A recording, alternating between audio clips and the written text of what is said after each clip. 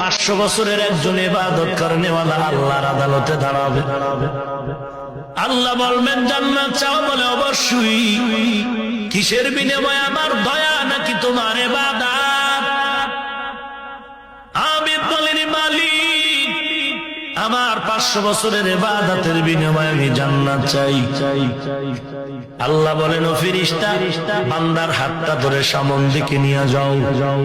কিছু দূর নেওয়ার পর জাহান্নামের গরম হাওয়াটা শরীরে লাগবে, কলিজা শুকায় যাবে, আর বলে পানি দাও। কলিজা শুকায় গেল, ছটফট করে পানি দাও।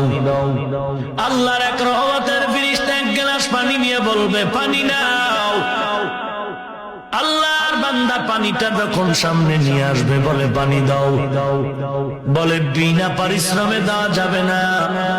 কি চাও? এক গ্লাস পানির বিনিময়ে কি চাও? ফেরেশতা বলে আমাকে তুমি এক গ্লাস পানি যদি চাও 500 বছরের ইবাদত দিয়ে দাও। 500 বছরের ইবাদত, এক গ্লাস পানির দাম। আল্লাহর বান্দা বলে জীবনটা বাঁচানো দরকার, ইবাদত পারলে পরে করব, আগে পানি দাও।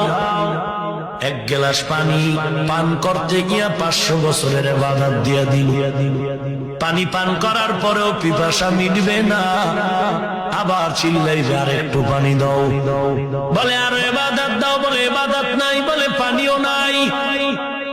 বান্দা এবার নত হয়ে সিজদায় পড়ে কাঁদবেন, হে মালিক, এক গ্লাস পানির দাম যদি 500 বছরের ইবাদত হয়, দুনিয়ার জীবনে সকাল থেকে সন্ধ্যা পর্যন্ত, সন্ধ্যা থেকে সকাল পর্যন্ত কত গ্লাস পানি আমি পান করেছি।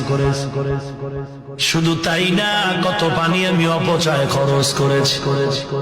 ও মুসল্লি ভাই, মসজিদের বারান্দায় গিয়া তুমি নামাজের আগে ওযু বানাও।